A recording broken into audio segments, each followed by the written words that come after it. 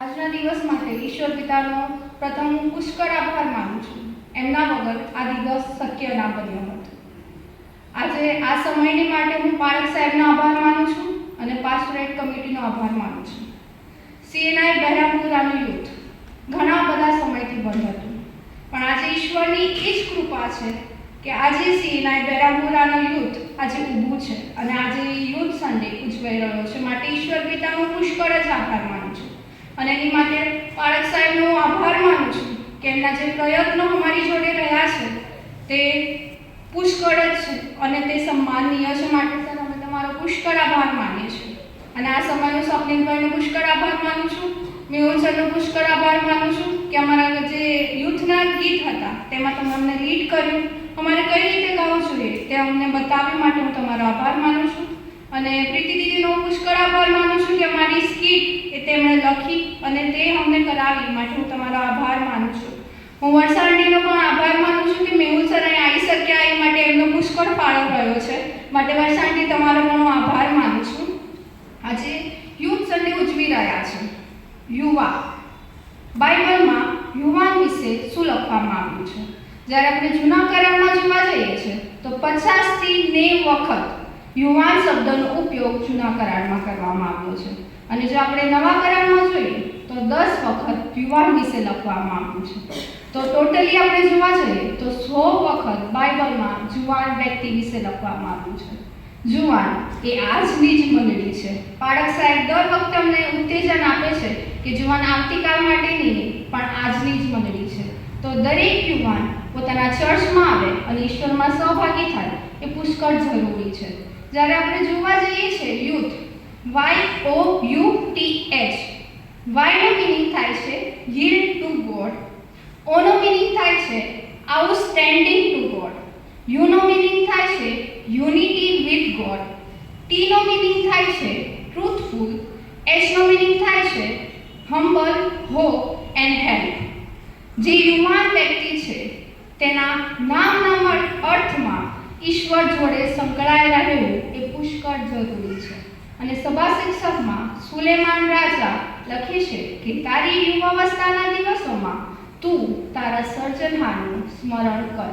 બાઇબલમાં જે વાત લખવામાં આવી છે એ યુવાવસ્થામાં તારા સર્જનહારનું તું સ્મરણ કર એ પુષ્કળ જરૂરી છે કે દરેક જુવાન વ્યક્તિ પોતાની જુવાનીના સમયમાં પોતાના સર્જનહારનું સ્મરણ કરે. એક સુંદર વાત લખવામાં આવી છે કે બાળક હોય છે, તેમની પાસે બળ હોય છે, સમય હોય છે, પણ ધન નથી હોતું. જુવાન વ્યક્તિ હોય છે, તેમની પાસે બળ છે, ધન છે, પણ સમય નથી.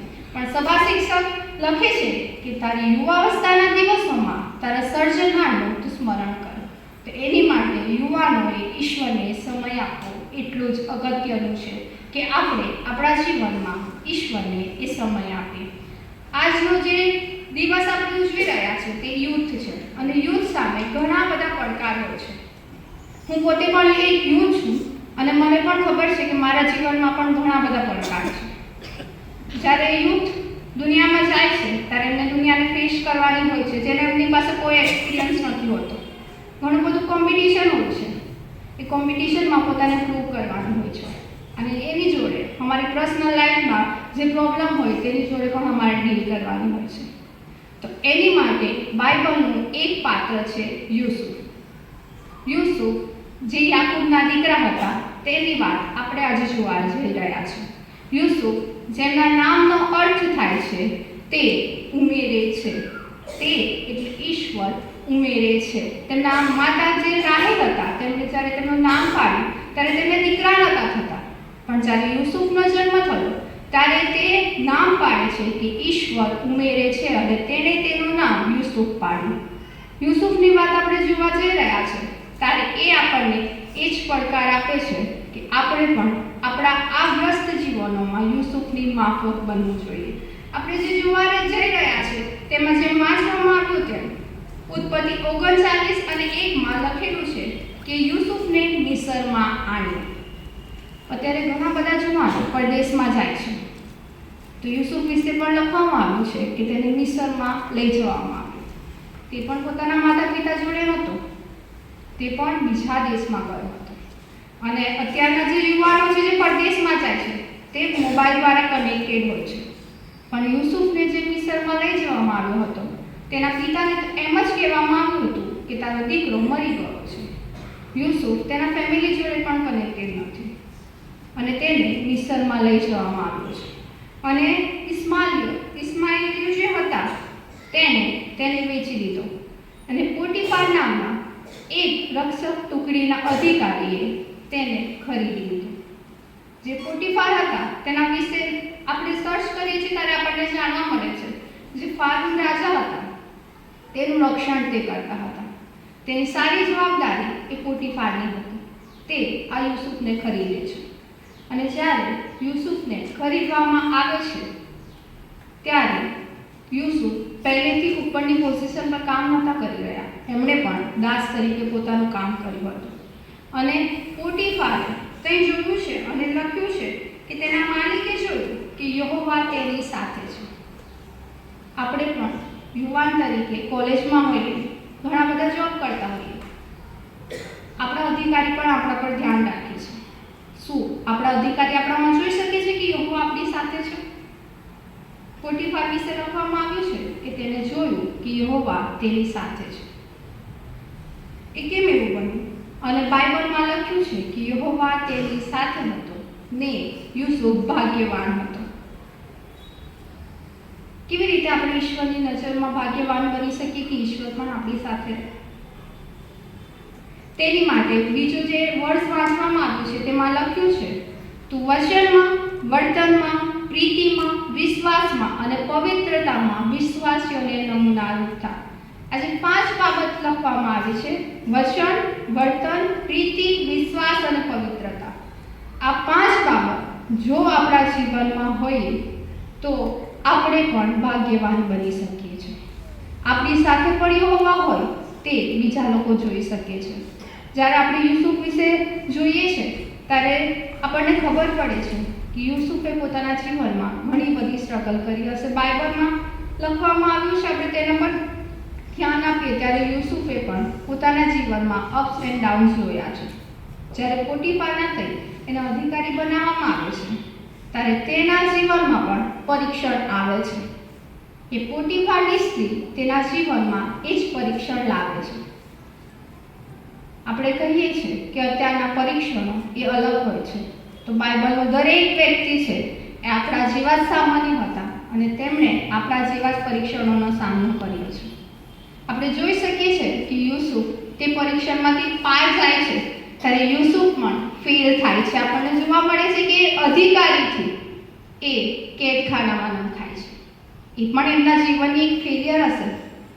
આપણે પણ જોઈ શકીએ છીએ, આપણે પણ આપણા જીવનમાં ઘણી બધી વાત ફેલ થઈએ છે, પણ યુસુફથી આપણને એ શીખવા મળે છે કે ઈશ્વરની માટે લીધેલો સ્ટેન્ડ જો આપણી માટે ફેલિયર બને છે તો ઈશ્વર આપણી માટે તેને સક્સેસ તરફ લઈ જાય છે. જેમ એ માત્ર અધિકારી હોય, જો એમણે એ પરીક્ષણમાં ઈશ્વરને માન ના આપ્યું હોય, એમને કોઈ જુનાતો નહોતું.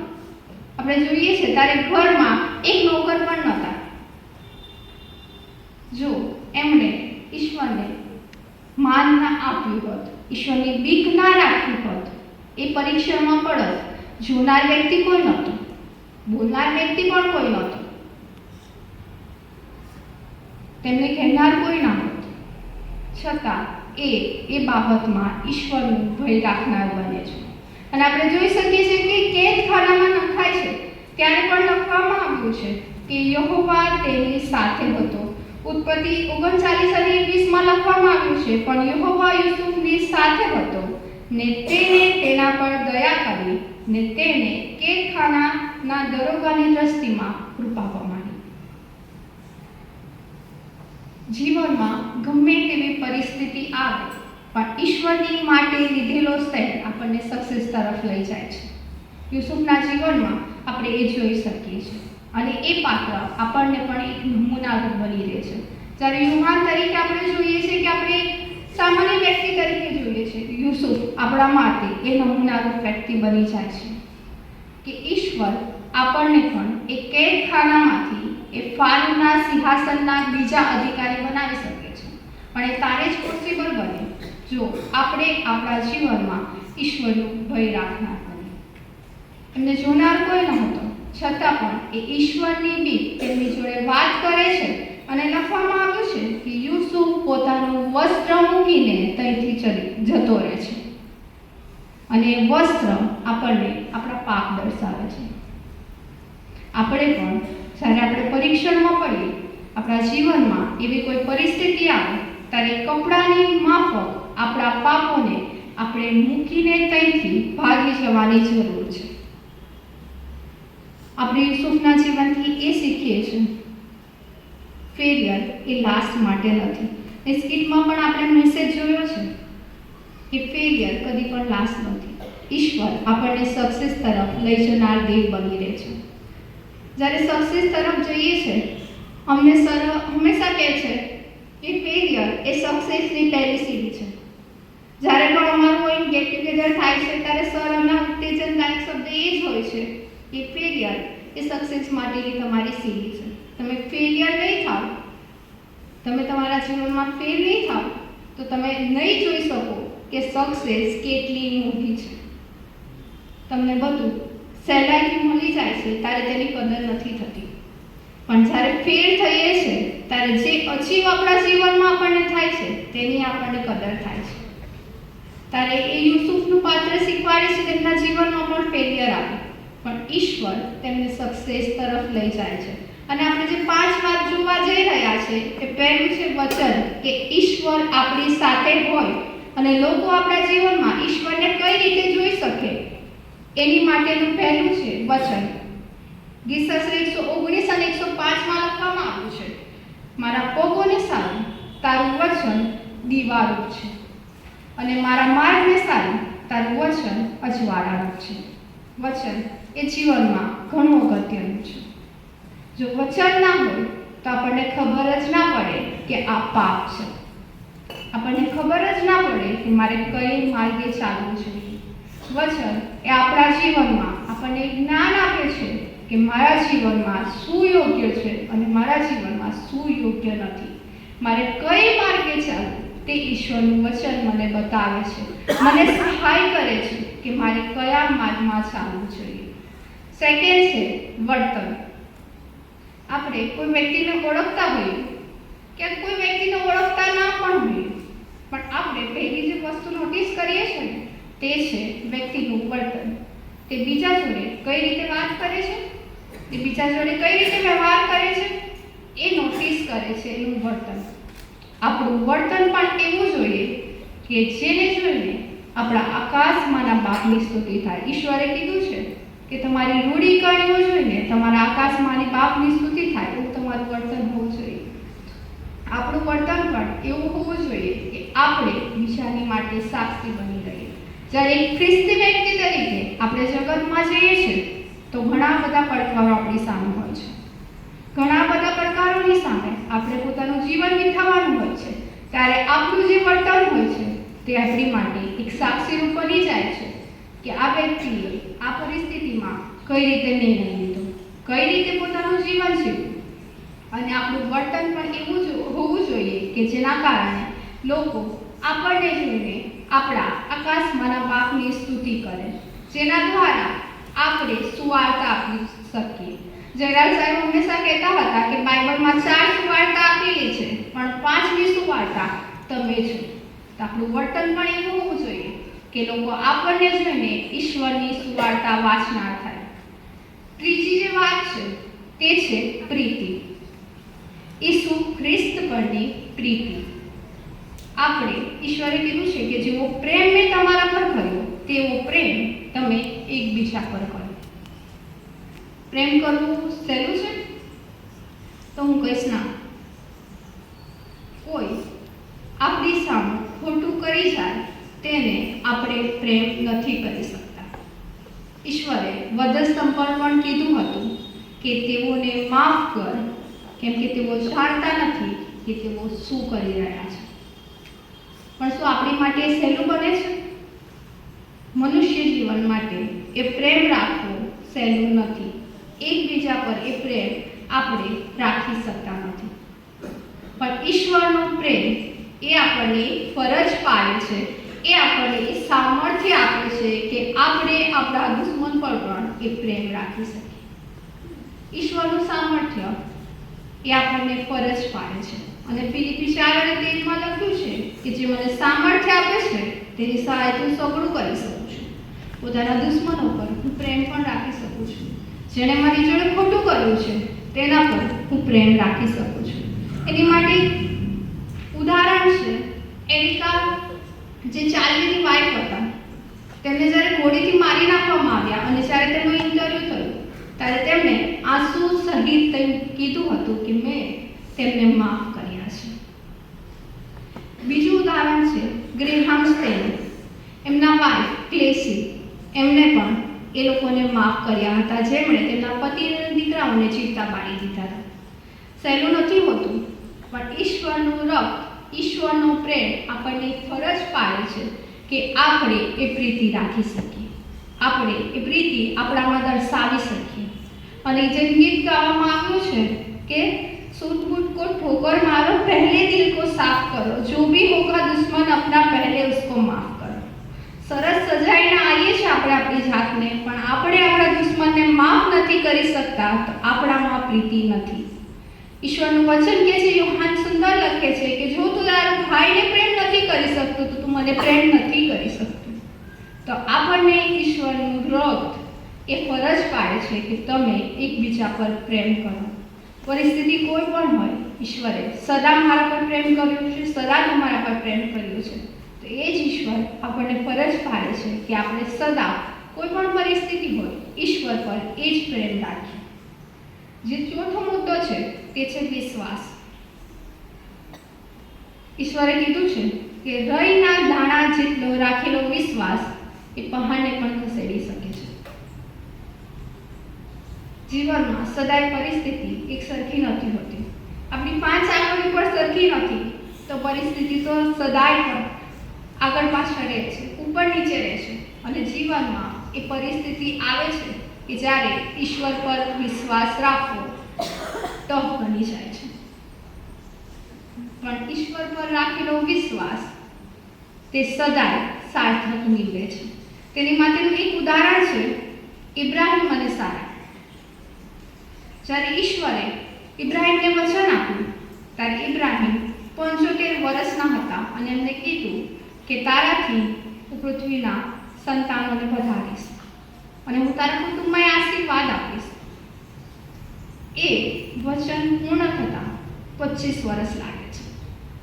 અત્યારના સમય તો પુષ્કળ જલ્દી જાય છે, પણ પહેલાના સમયમાં જ્યારે કોઈ યંત્ર નહોતું કે તમારા મગજને ડાયવર્ટ કરી શકે, કોઈ એવી વ્યવસ્થા નહોતી, એ સમયમાં 25 વર્ષ એ ઇબ્રાહિમ ઈશ્વર પર વિશ્વાસ રાખે છે. સાયન્સ તરફ જોવા જઈએ ને તો એ ઇબ્રાહિમના વિશ્વાસ થોડો નબળો પાડી શકે છે, કેમ કે પોસિબલ જ નહોતું.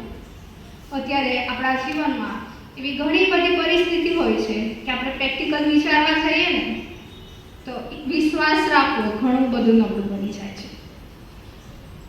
પણ ઈશ્વર પર રાખેલો વિશ્વાસ ઇબ્રાહિમને જેવો સાર્થક નીવડ્યો, એવી રીતે આપણા જીવનમાં જે પરિસ્થિતિ આપણને ઇમ્પોસિબલ લાગતી હોય પણ ઈશ્વર પર રાખેલો વિશ્વાસ તેને પોસિબલ બનાવે છે. બાઇબલમાં લખ્યું છે કે ઈશ્વર માટે કશું પણ અશક્ય નથી. ઈશ્વર માટે કશું પણ અશક્ય નથી. એ અશક્યને શક્ય કરનાર પરમેશ્વર એ તમારો અને મારો પરમેશ્વર છે. તો તેમના પર રાખેલો વિશ્વાસ કદી પણ નિષ્ફળ નહીં જીવડે. આપણે જ્યારે જોઈએ છે ત્યારે આપણે કહી શકીએ કે બાઇબલનો બનાવનાર પરમેશ્વર જેને આ દુનિયા બનાવી છે તેણે આપણને માત્ર એક રઈના દાણા જેટલો વિશ્વાસ રાખવાનો કહ્યો છે, જે ઘણો નાનો હોય છે. જેના હાથમાં સગળું સંચાલન છે, જે સગળું કરી શકે છે, જેના થકી સગળું છે, તેણે માત્ર આપણને વિશ્વાસ રાખવાનો કીધો છે. આપણે વિશ્વાસ રાખીશું તો ઈશ્વર એ સગળું શક્ય બનાવે છે. એ પણ કોઈ પણ પરિસ્થિતિ હોય, એ મારા જીવનમાં કે તમારા જીવનમાં, એક યુવાનના જીવનમાં ઈશ્વર તે પરિસ્થિતિને પાર પાડી શકે છે. એ હોડી મારાથી નહીં ચાલી શકે, પણ મારા ઈશ્વર એ હોડીમાં હશે તો એ હોડી અવશ્ય એ સમુદ્રમાં જે મોજા આવે છે તેનાથી પાર જશે. વિશ્વાસ રાખવાનો કોઈ મિનિંગ એ નથી થતો કે તમારા જીવનમાં સમસ્યા નહીં આવે. તમે ફેસ કરશો સમસ્યાઓને. ઈશ્વર એ હોળીમાં હતા છતાં પણ તોફાન આવ્યા હતા. ઈશ્વર મારી હોળીમાં હોય તો પણ મારી જીવનની પરિસ્થિતિ મને તોફાન જેવી લાગી શકે છે. પણ હું વિશ્વાસ સાથે કહું છું કે જો ઈશ્વર મારી હોળીમાં હશે તે તોફાનમાં મારી હોળી ડૂબી નહીં જાય. જીવનમાં જે પણ પરિસ્થિતિ હશે, ઈશ્વર જો મારી સાથે હશે અને મારો વિશ્વાસ ઈશ્વર પર હશે તો હું કદી પણ એ પરિસ્થિતિથી પડી નહીં જાઉં. એ ઈશ્વર પર રાખેલો વિશ્વાસ મારી માટે અને બીજાઓને માટે એ નમૂનારૂપ બની જશે. અને જે પાંચમી બાબત આપણે જોવા જઈ રહ્યા છે તે છે પવિત્રતા. ઈશ્વરે કીધું છે, યહોવા દેવે લખ્યું છે કે જેવો હું પવિત્ર છું તેવા તમે તમારા સર્વ પ્રકારના આચરણમાં પવિત્ર થાઓ. પવિત્રતા જીવનમાં પુષ્કળ જરૂરી છે. એ શારીરિક હોય કે આત્મિક હોય, ઈશ્વર પવિત્રતા માંગે છે. જ્યારે ઈશ્વરે મૂસાને દર્શન આપ્યું ત્યારે કીધું, તારા પગમાંથી ચંપલ ઉતાર, કેમ કે જે જગ્યાએ તું ઊભો છે તે પવિત્ર ભૂમિ છે. ઈશ્વર એ ચંપલને પણ કહે છે કે ઉતારી દો. તો તમે અને હું ઈશ્વરની બનાવેલી કૃતિ છે, જેની માટે ઈશ્વરે પોતાના એકાકી જનિત દીકરાનું બલિદાન આપ્યું. તો તમે અને હું અપવિત્ર હોઈએ તો કઈ રીતે ચાલી શકે? જો એક યુવાન તરીકે, એક વ્યક્તિ તરીકે આપણે જો નમૂનારૂપ જીવન જીવવું છે તો અગત્યની બાબત છે પવિત્રતા. મારા જીવનમાં એ પવિત્રતા પુષ્કળ જરૂરી છે કે હું ઈશ્વર પ્રત્યે એ વફાદાર રહું. મારા જીવનમાં કોઈ એવું પાપ ન હોય જે મારી પ્રાર્થનાઓને ઈશ્વર તરફ જતા રોકે. લખે છે કે તમારા પાપો એવા છે કે તે તમારી પ્રાર્થનાઓને ઈશ્વર તરફ જતા રોકે છે. અને આપણે ઘણી બધી વખત એવી ફરિયાદ કરીએ છીએ કે મારી પ્રાર્થના સંભળાતી નથી. પણ કદી એવું આપણે ચેક કર્યું છે કે આપણા પાપ કયા છે કે જે આપણી પ્રાર્થનાને રોકી રહ્યા છે? આપણામાં એવી કેવી અપવિત્રતા છે? આપણા કયા પાપો છે કે જે આપણે પ્રાર્થનામાં લઈને સાથે ચાલી રહ્યા છે? તો ઈશ્વરનું વચન કહે છે કે તમે પવિત્ર બનો. અને જો આજે મારા જીવનમાં એ અપવિત્રતા છે તો ઈશ્વરનું વચન પહેલો યુહાન 1:9 કહે છે કે જો આપણે આપણા પાપ કબૂલ કરીએ તો આપણા પાપ માફ કરવાને અને આપણને સર્વ અન્યાયથી શુદ્ધ કરવાને તે વિશ્વાસુ તથા ન્યાયી દેવ છે.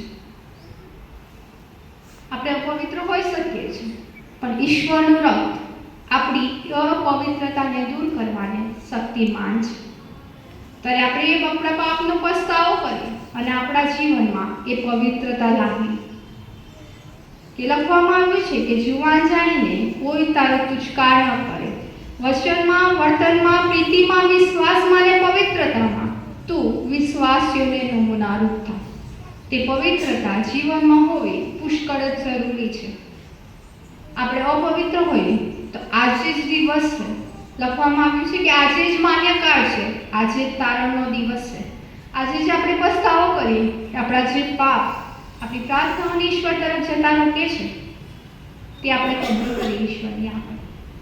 આપણો ઈશ્વર ઘણો દયાળુ પરમેશ્વર છે, જેને એ વધસ્તંભ પર પોતાને દુઃખ દેનારને પણ એવું કીધું છે કે તેઓને તે આપણને માફ કરવાને માટે શક્તિમાન છે.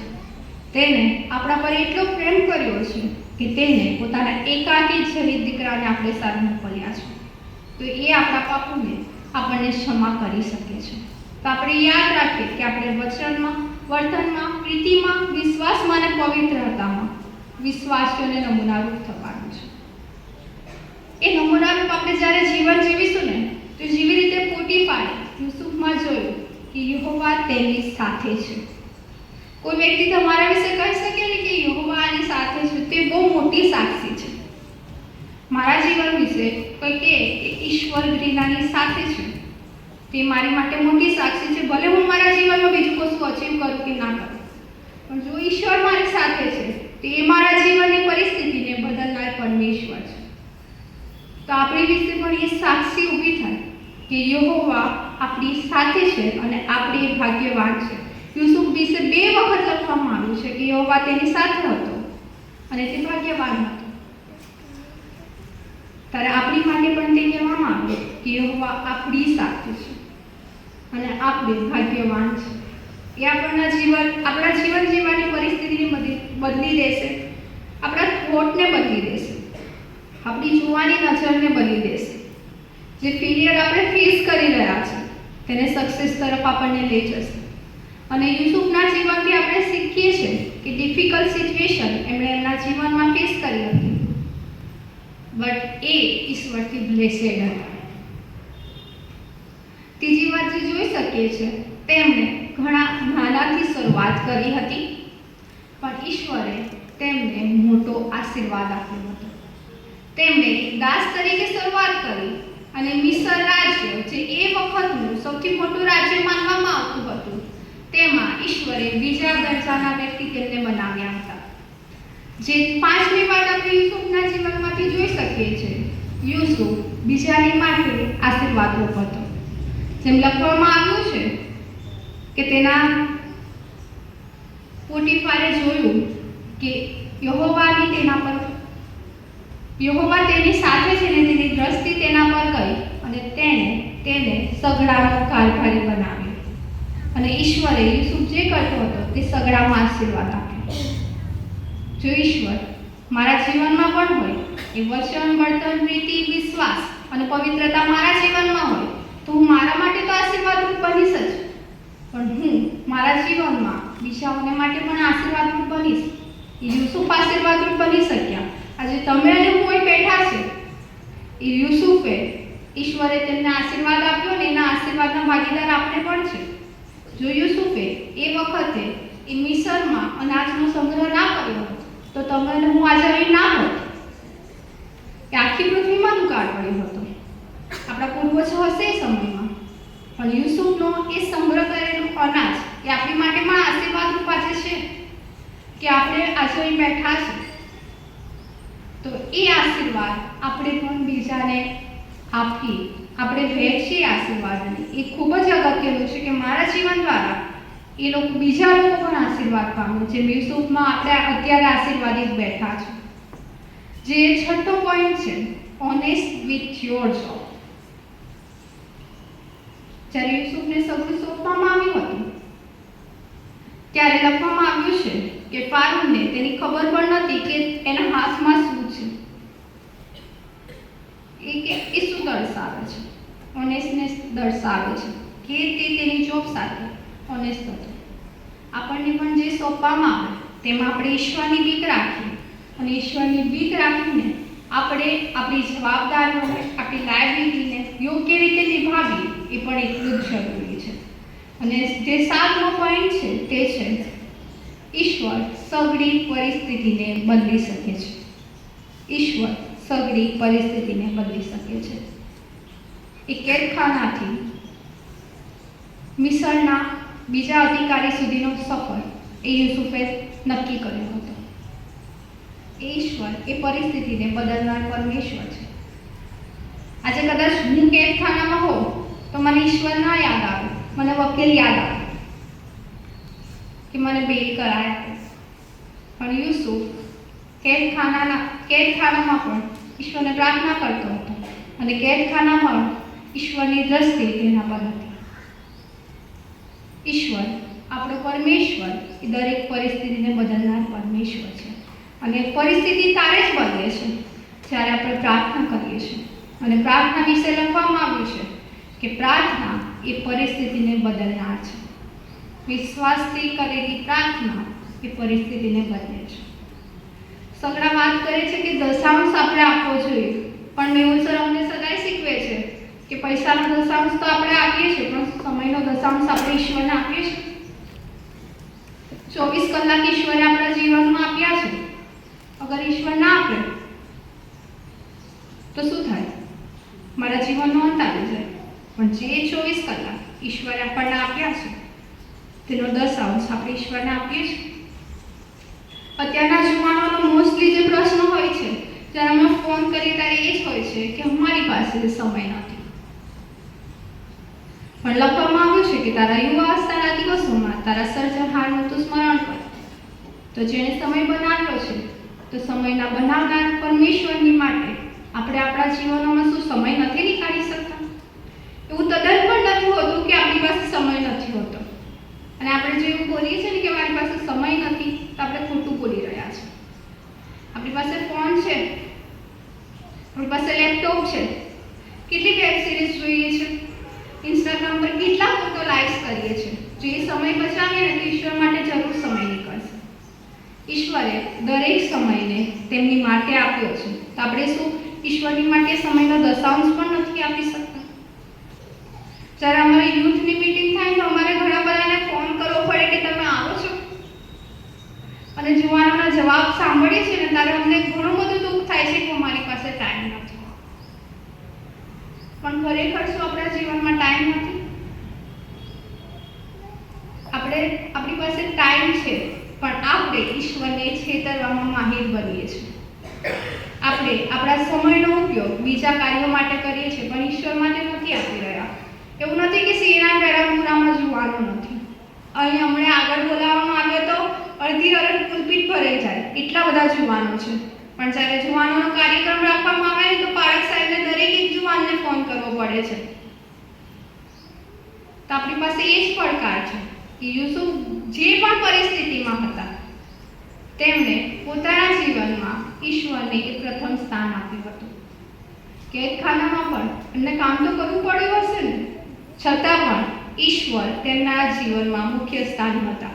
દાનિયેલને સર્વ જાણીએ છીએ, જુવાન જ હતા. તેમને પણ બાબેલના બંદીવાસમાં લઈ જવામાં આવ્યા હતા. પણ લખવામાં આવ્યું છે દાનિયેલ દિવસમાં 3 વખત પ્રાર્થના કરતા હતા. તે પણ એક અધિકારી હતા, છતાં ઈશ્વર માટે 3 વખત પ્રાર્થના કરવાનો સમય નીકાળે છે. દાઉદ રાજા વિશે વાંચે ત્યારે લખવામાં આવે છે કે 7 વખત ઈશ્વરને પ્રાર્થના કરતા હતા. એ તો રાજા હતા. કઈ રીતે સમય મળ્યો હશે? કોઈ પણ એટલું બિઝી નથી કે પોતાના ઉત્પન્ન કરતાને સમય ના આપી શકે. આપણે પણ આપણા જીવનમાં સમય આપવો જોઈએ. વચન તારે જ વંચાય છે જ્યારે સમય હોય. વર્તન તારે જ થાય છે ઈશ્વરને લગતું જ્યારે આપણામાં એ સમય આપવાની વાત હોય. પ્રીતિ તારે જ થાય છે ત્યારે સંગતિમાં આવીએ અને આપણને ખબર પડે કે પ્રીતિ રાખવી જરૂરી છે.